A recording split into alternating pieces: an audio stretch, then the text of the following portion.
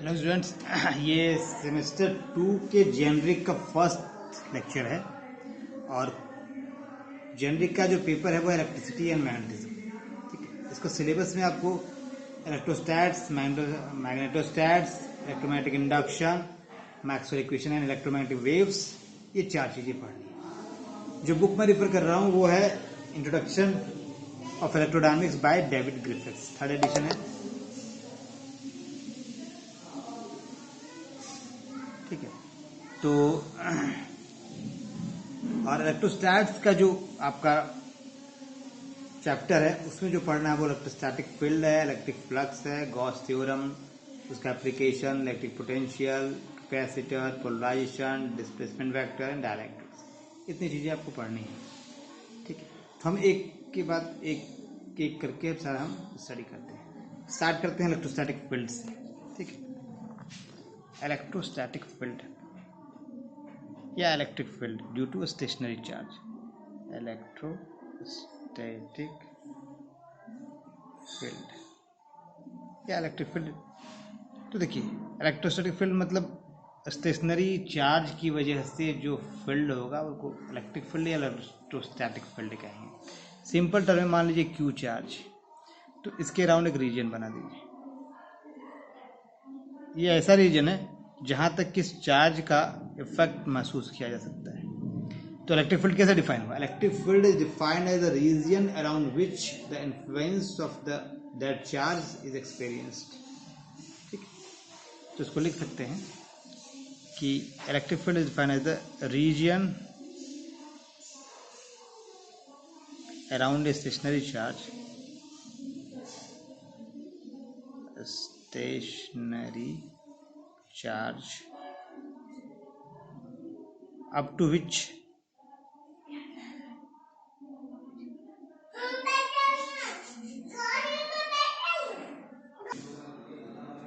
देखिए, region around a stationary charge up to which its effect can be experienced, effect can be experienced is called its electric field या electrostatic field, electrostatic field. देखिए, यहाँ पर इलेक्ट्रोस्टैट्स चल रहा है, तो इलेक्ट्रोस्टैट्स में आप स्टेशनरी चार्ज की वजह से जो फील्ड पोटेंशियल फोर्स है उसके बारे में स्टडी करते हैं। तो ये क्या हो गया? Electric field of this charge defined as the region around which its impact और इफेक्ट कैन बी एक्सपीरियंस्ड या इज एक्सपीरियंस्ड। ठीक, अब इसको अगर आप मैथमेटिकली फॉर्म में निकालना चाहते हैं तो आपको कूलम्स लॉ और सुपरपोजिशन प्रिंसिपल्स यूज करना पड़ेगा।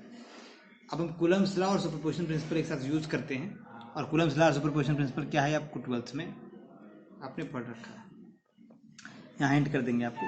मान लीजिए कि एक चार्ज हमने ले रखा Q1, ये सोर्स चार्ज है और ये टेस्ट चार्ज है Q, और इन दोनों के बीच हमको फोर्स निकालना है। तो यूजिंग कूलम्स लॉ क्या होगा? फ्रॉम कूलम्स लॉ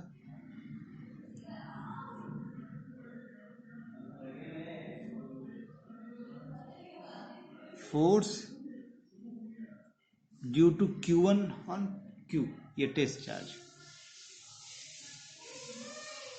ये सोर्स चार्ज, और ये मान लीजिए R1 डिस्टेंस दोनों के बीच। तो जो आपका और ये ये इस पे फोर्स लगा रहा है तो इस डायरेक्शन में लेंगे, तो ये R1 हम ले लेते हैं, इसका unit vector around this.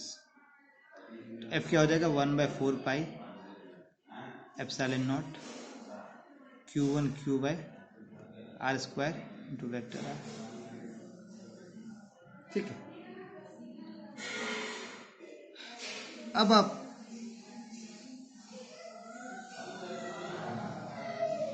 Q1 की जगह मान लीजिए मैंने चार्ज का नंबर बढ़ा दिया, Q1 है, Q2 है, Q3 है, सिस्टम ऑफ चार्ज ले लिया है। अभी हमने Q1 लिया था, मान लीजिए यहाँ पे हम Q2 प्लेस्ड कर दें और सिमिलरली Q3 प्लेस्ड कर दें and up to Qn placed कर दें यहाँ पे, और सबका डिस्टेंस अकॉर्डिंगली Q2 का R2 होगा, R3 होगा, Rn होगा। तो टोटल इम्पैक्ट इसमें क्या होगा on test charge due to all charges. तो यहाँ पे आप सुपरपोजिशन प्रिंसिपल लाएंगे, फ्रॉम सुपरपोजिशन प्रिंसिपल।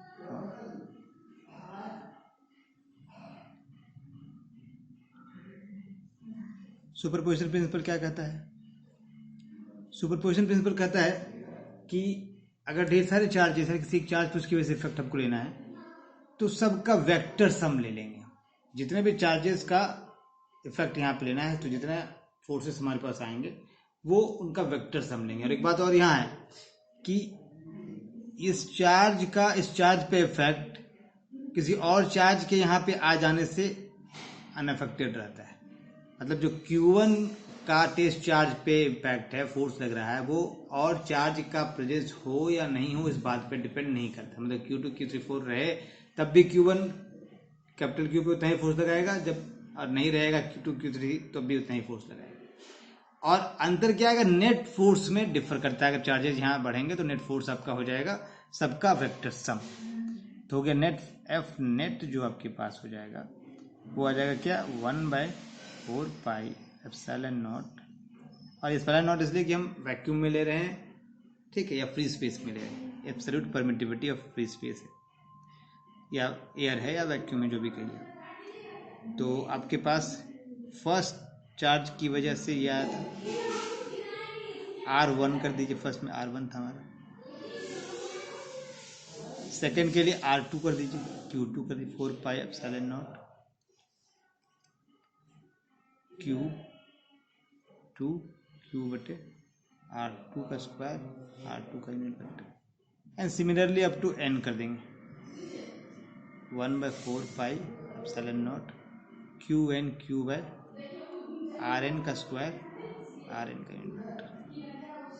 ठीक है, तो सबका समेशन ले लीजिए एक साथ। तो क्या आएगा, 1/4 पाई एप्सिलॉन नॉट, Q बाहर आ गया, यहाँ आ जाएगा Q1/R1 स्क्वायर, R1 का unit vector, Q2/R2 square, R2 का unit vector, and up to QN/RN का स्क्वायर। कितना हो गया?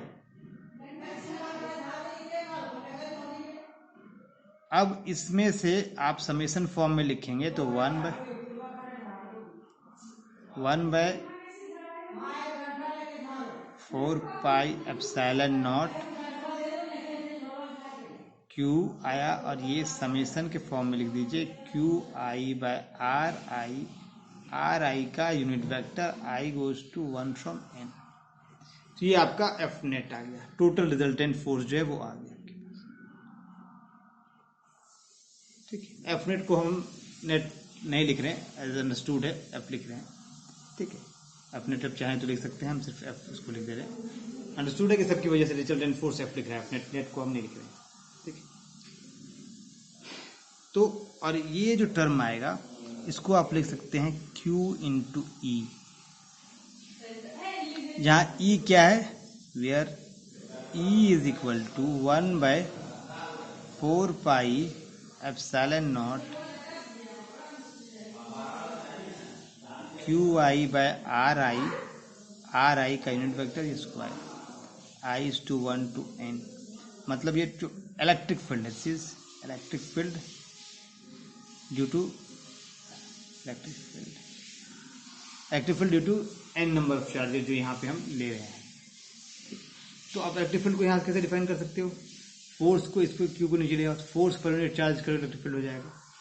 ये आपका इलेक्ट्रिक फील्ड का फॉर्म आ गया। ठीक है, यहाँ पे देखिए टेस्ट चार्ज नहीं आया है, Q इस पे नहीं आया है। आप इसको दिखा सकते हैं, therefore electric field can be defined as force per unit charge,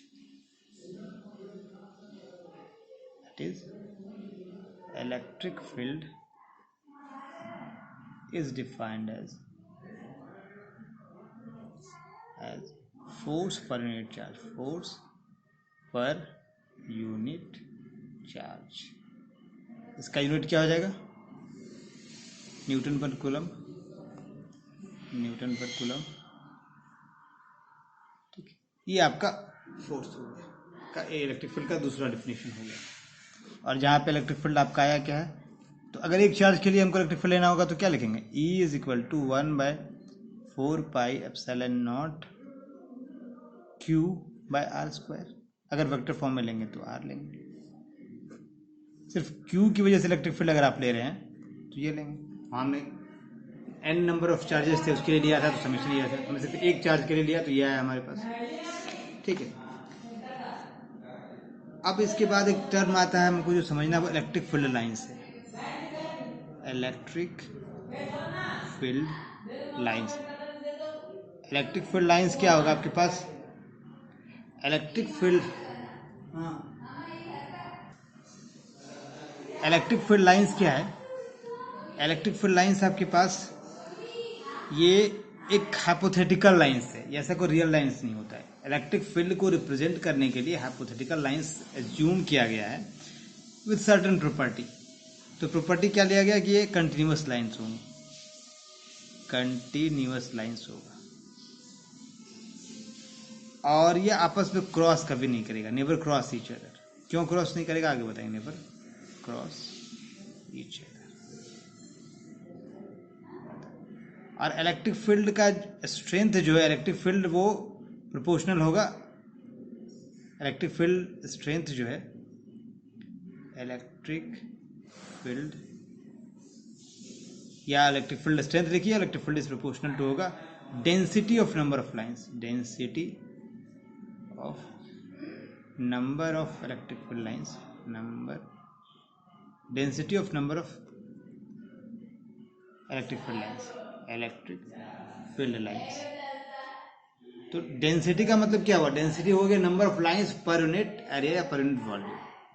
ठीक है, और इसको आप एक डायग्राम में दिखाते हैं। मान लीजिए चार्ज, अगर आपने पॉजिटिव चार्ज क्यू रखा है तो ये आपका जो लाइंस है ऐसे जाएगा, ये ऐसे जाएगा,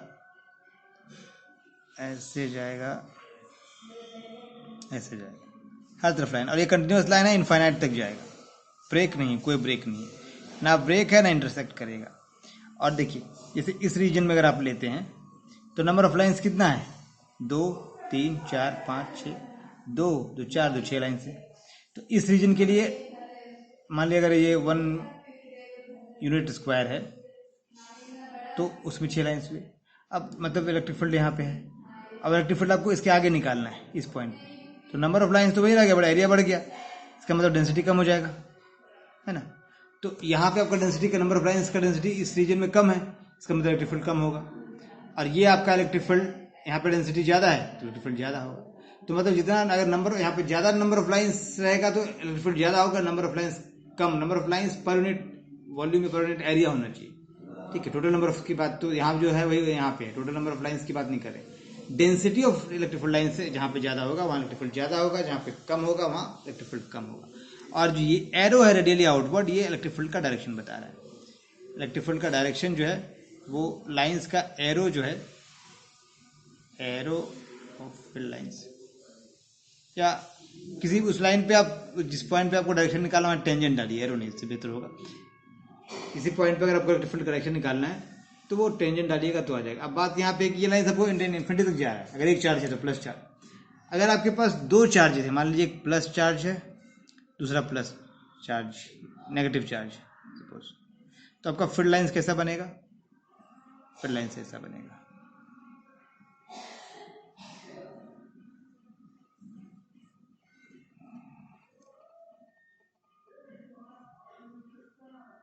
ऐसे हो गया और इधर वाला लाइन से ऐसे हो जाएगा,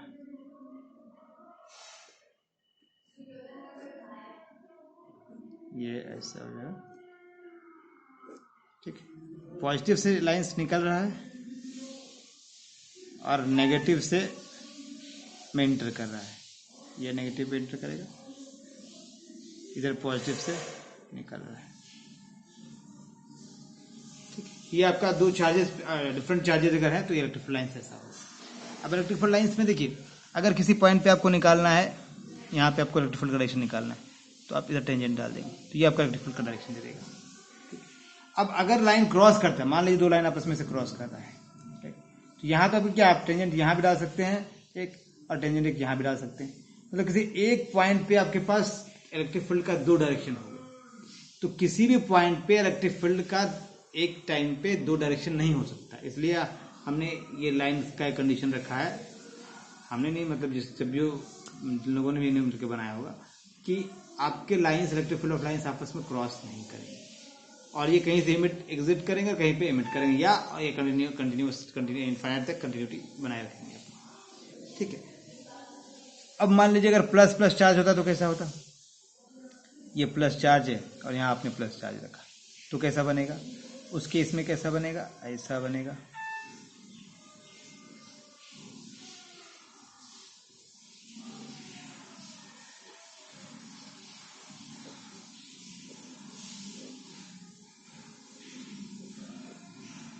ये एरो इधर जाएगा,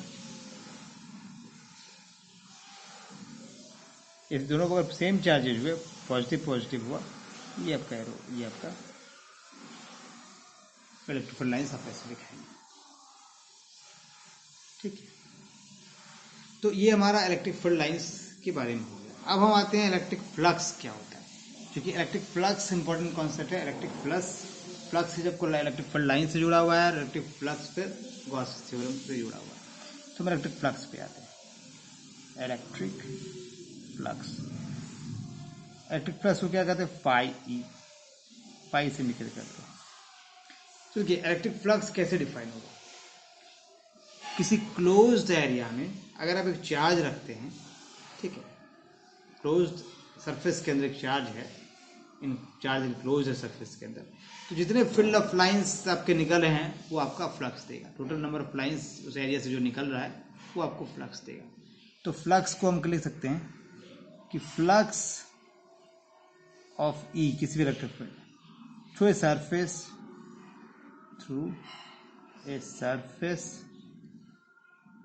एस, मान लिया एस को सरफेस जो कि चार्ज को क्लोज किए हुए, is a measure of the number of field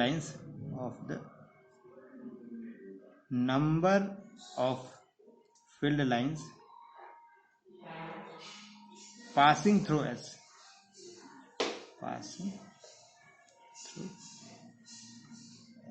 surface से जो लाइन पास कर रहा है। मान लीजिए कि एक चार्ज इनक्लोज है इस एरिया में, तो यहाँ से जितने भी आपके फील्ड लाइंस जितना निकल रहा है,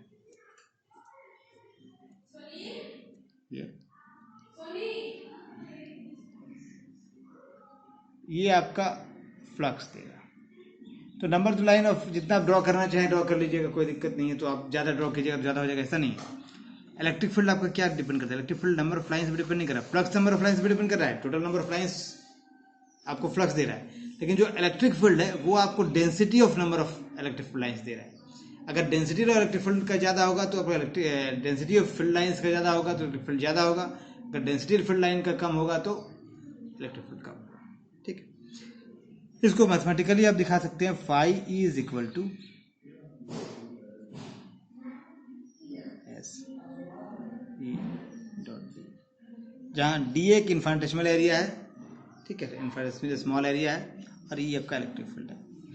अब देखिए ई डॉट डी आपको क्या बताता है? ई डॉट डी ए का मतलब है कि जो डी ए है, मतलब जो इन्फाइनेटेसिमल एरिया जो है, उसका जो एरिया वेक्टर होगा उसका हम कंपोनेंट प्रोजेक्शन लेंगे इलेक्ट्रिक फील्ड के डायरेक्शन। ठीक है, मतलब E D A cos theta हो, है ना, तो इसका प्रोजेक्शन हम तो। और दूसरी बात कि ये हमेशा जो देखिए जो सरफेस है इलेक्ट्रिक फील्ड उसके परपेंडिकुलर है, ये आपका स्फीयर है, सरफेस है, और इसके परपेंडिकुलर इलेक्ट्रिक फील्ड निकल रहा है। फील्ड लाइंस है तो इलेक्ट्रिक फील्ड ही हुआ। तो आपका अगर इलेक्ट्रिक फील्ड लाइन से ऐसे जा रहा है, जैसे देखिए ये हमने स्मॉल एरिया ले लिया, इन्फाइनेटेसिमल स्मॉल एरिया, और इलेक्ट्रिक फील्ड लाइन से ऐसे पार कर रहे हैं,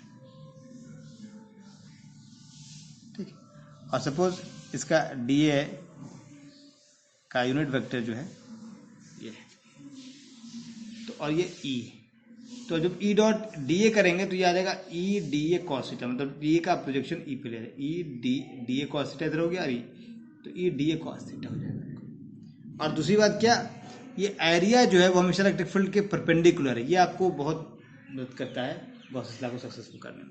ये एरिया आपके पास परपेंडिकुलर है, ठीक है, और एरिया जो आप ले रहे हैं इसके इलेक्ट्रिक फील्ड जो है सरफेस एरिया का परपेंडिकुलर ही ले रहे हैं।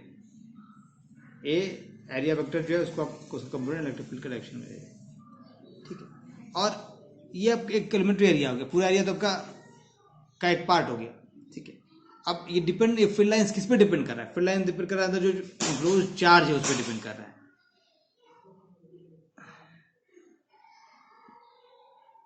This indicates that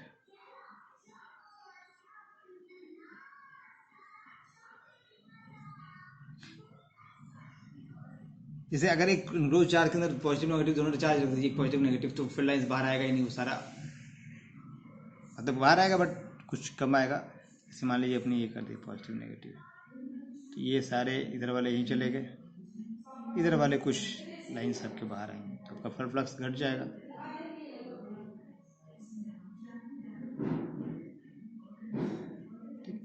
this indicates that, और आउटसाइड में कोई चार्ज है तो ये फ्लक्स लाइन सबका इसे पार कर जाएगा सीधा।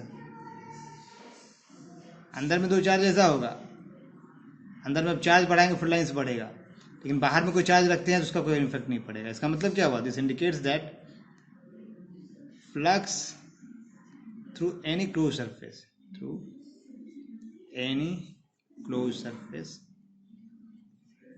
Flux through any close surface is a measure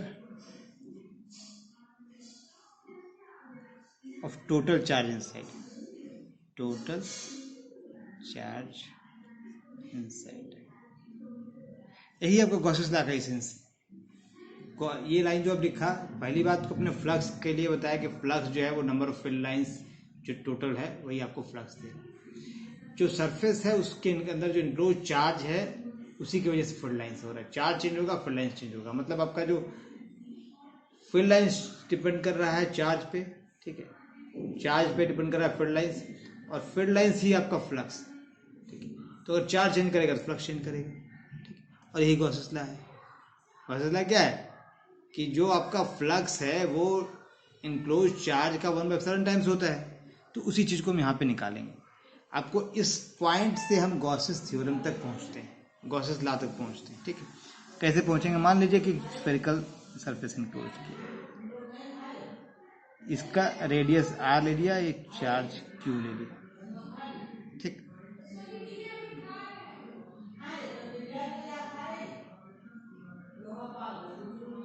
this indicates that, अब देखिए लिए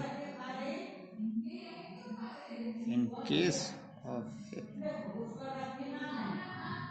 point charge, in case of a point charge q at the origin of a spherical enclosed surface, at the origin the flux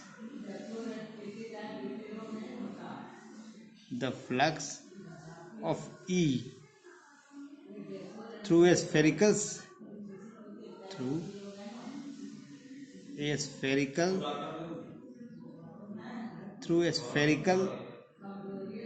surface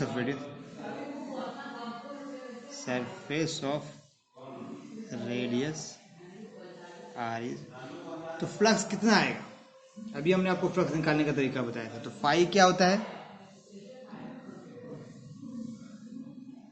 surface integral, देखिए surface integral S लिखिए या double integral दीजिए, तो ई dot D ए हो गया। D A क्या है? Infinitesimal area यहाँ ले रहे हैं, ई आपका इलेक्ट्रिक फील्ड है ड्यू टू दिस चार्ज। अब इन्फिनिटेसिमल एरिया आप क्या निकालेंगे? आपको अगर स्फेरिकल पोलर कोऑर्डिनेट पता होगा, आपने शायद पढ़ा भी होगा, तो वहाँ आपको स्फीयर का वॉल्यूम कैसे निकालते हैं, स्फीयर का एरिया कैसे निकालते हैं, वो सारा तरीका होता है। तो हम उसको डिटेल में नहीं जाएंगे, अगर कोई दिक्कत हो तो मुझे लिखिएगा, तो मैं अलग से उसको बताएंगे। यहाँ हम डायरेक्ट यूज कर रहे हैं। ई का वैल्यू क्या होगा जो भी हमने निकाला था, और सरफेस इंटीग्रल के लिए आप 2 इंटीग्रल कर दीजिए, इसकी जगह 2 कर दीजिए, इसने लिखना है। ई का वैल्यू क्या? 1/4 पाई एप्सिलॉन नॉट, स्पेस में ले रहे हैं q/r², आर का यूनिट वेक्टर, डॉट डी ए की जगह क्या आ जाएगा? r² sin theta d theta और डी फाई, ये आपका एलिमेंट्री एरिया होता है। और उसको इंटीग्रेट करेंगे तो कंप्लीट एरिया सरफेस एरिया आ जाएगा। इंटीग्रेट करने के लिए थीटा का लिमिट होगा 0 से पाई और फाई का लिमिट होगा 0 से 2 पाई। तो देखिए, और यहाँ साथ में आर वेक्टर भी होगा, इसमें भी आर यूनिट वेक्टर। तो आर यूनिट वेक्टर का डॉट प्रोडक्ट 1 हो गया, ये आर स्क्वायर, ये आर स्क्वायर कट गया, इसका एक्स यूनिट वेक्टर 1 हो गया। तो आप जो कांस्टेंट टर्म उसको बाहर कर दीजिए तो हो जाएगा 1/4 पाई एप्सिलॉन नॉट, और in fact Q/4 pi epsilon not, और अंदर बच गया 0 से 2 पाई। अब दो इंटीग्रेशन वापस में इंडिपेंडेंट, एक थीटा पे डिपेंड कर रहा है, तो एक आपका थीटा, दोनों अलग अलग है, दोनों को अलग कर सकते हैं, डी फाई कर दीजिए 0 से पाई साइन थीटा और डी थीटा हो, ठीक है। अब देखिए साइन थीटा का आप इंटीग्रेशन करेंगे और पाई 0 से पाई लिमिट लेंगे तो 2 आएगा, आप करके देख सकते हैं। साइन का कॉस होगा माइनस कॉस होगा, और कॉस का जब पाई करेंगे तो कॉस पाई आपका -1 होगा, और कॉस 0 1 होगा, तो -2 और माइनस साइन तो 2 आ जाएगा। और डी फाई कर रहे हैं तो फाई आएगा, फाई करेगा 2 पाई 0 होगा, 2 पाई -0 होगा तो 2 पाई होगा, 2 पाई इंटू 2 ये 4 पाई हो गया। तो ये आपका कट जाएगा Q/4 pi epsilon not into 4 पाई, ये 4 पाई कट गया तो बचा क्या, Q/एप्सिलॉन नॉट। आ गया गॉस लॉ, यही था ना। जो फ्लक्स है आपका वो इनक्लोज चार्ज का 1/एप्सिलॉन टाइम्स होता है, ये तो आपका गॉस लॉ है। देखिए इसी को लिखते हैं, क्या लिखेंगे, जो फ्लक्स है phi E is equal to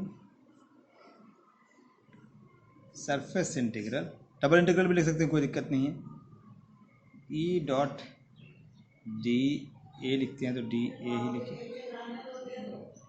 E dot D A is equal to Q/एप्सिलॉन टाइम्स।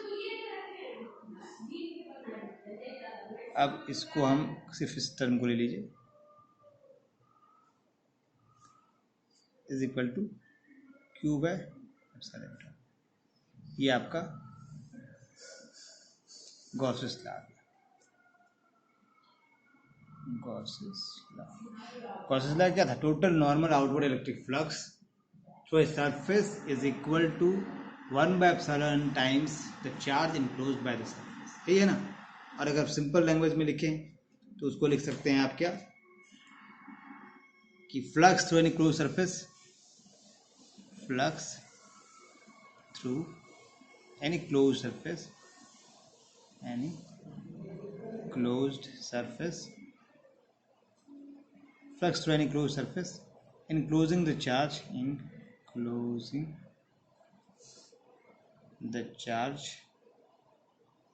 Q is Q/एप्सिलॉन नॉट, ठीक है। ये आपको गॉस लॉ आ गया, ये तो आपने 12th में पढ़ा हो।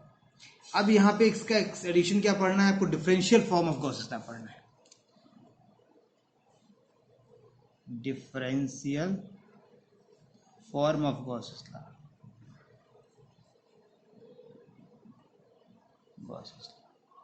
अब देखिए डिफरेंशियल फॉर्म, इस इंटीग्रल फॉर्म से डिफरेंशियल फॉर्म जाने के लिए हमको जो यूज करना है वो आप सेमेस्टर 1 में आपको पढ़ा चुके हैं। क्या यूज करना है, Gauss's divergence theorem. Gauss's divergence theorem क्या होता है, वो आपको 12th सेमेस्टर 1 के कोर्स में मैंने पढ़ाया है, मैकेनिक्स में भी है और आपका मैथमेटिकल फिजिक्स में भी शायद होगा, तो देख लीजिए। गॉसेस डाइवर्जेंस थ्योरम ये क्या था, बेसिकली गॉसेस डाइवर्जेंस थ्योरम क्या है, एक सरफेस इंटीग्रल को वॉल्यूम इंटीग्रल में बदलने का एक तरीका है। तो हमारा इलेक्ट्रिक फील्ड के सरफेस इंटीग्रल को हम इलेक्ट्रिक फील्ड के वॉल्यूम इंटीग्रल, सरफेस इंटीग्रल को वॉल्यूम इंटीग्रल में चेंज करेंगे तो क्या हो जाएगा, ये आपके पास गॉसेस थ्योरम लिखिएगा, from Gauss's theorem surface integral हमने एस लिख दिया, ई डॉट डी ए, तो ये वॉल्यूम इंटीग्रल क्या हो जाएगा, इसका डाइवर्जेंस, ये आपको पढ़ा चुके हैं कि डाइवर्जेंस क्या होता है, ई डी टाउ, और ये टाउ वॉल्यूम ले लीजिए, वॉल्यूम वी आने दीजिए। आपको सेमेस्टर 1 में वेक्टर कैलकुलस के पोर्शन में Gauss's divergence theorem, curl, grade, divergence, Stokes theorem, ये सारा कुछ किया हुआ, तो हम उसके डिटेल में नहीं जाएंगे। वॉल्यूम इंटीग्रल वी लिखने की जगह 3 ट्रिपल इंटीग्रल भी कर सकते हैं, इसकी जगह डबल इंटीग्रल भी कर सकते हैं, कोई दिक्कत नहीं। मतलब आप उसको ऐसे भी लिख सकते हैं। और ये डबल इंटीग्रल कर दीजिए ई डॉट डी ए, इसको ट्रिपल इंटीग्रल कर दीजिए डेल डॉट ई। आप ऐसे भी कर सकते हैं। इसको आप इक्वेशन नंबर, अभी जो गॉसेस हमने लिया था उसको इक्वेशन नंबर 1 कर देते हैं और इसको इक्वेशन नंबर 2 कर दीजिए। और चार्ज को चार्ज डेंसिटी में अगर लिखेंगे तो कैसे आएगा? क्यू को हम चाह रहे हैं चार्ज डेंसिटी में लिखने के लिए, तो let rho is equal to our charge density. Charge density, charge density क्या होगा? Charge per unit volume, Q by per unit volume, ये होगा चार्ज पर यूनिट वॉल्यूम जो होगा चार्ज डेंसिटी। तो उसको हम लिखते हैं, तो क्यू क्या हो जाएगा हमारा? Q is equal to rho D tau. Tau ये टाउ वॉल्यूम, या आप लिख दें इसको triple integral rho D tau. Tau को हम वॉल्यूम ले रहे हैं, ठीक है। अब इक्वेशन नंबर कर दीजिए 3। अब इक्वेशन 2 और 3 को इक्वेशन 1 में सब्स्टिट्यूट करेंगे तो क्या आएगा उसको बताइए। अब हमें क्या करना है? सब्स्टिट्यूटिंग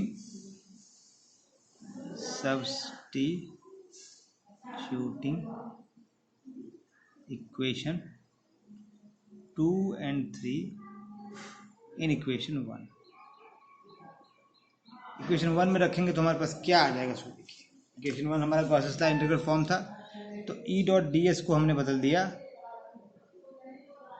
वॉल्यूम इंटीग्रल में डाइवर्जेंस ऑफ ई। ठीक है, डाइवर्जेंस लिखा है, डाइवर्जेंस ऑफ ई और डीटा वॉल्यूम।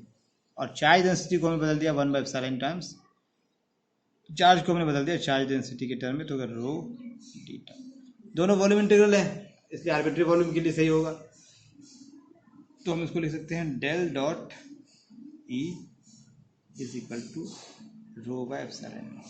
ये आपका हो गया divergence of electric field is equal to 1/ε times the charge density. ये हो गया differential form of Gauss's law, differential form of Gauss's. ठीक है, ये आपका हो गया differential form of Gauss's law.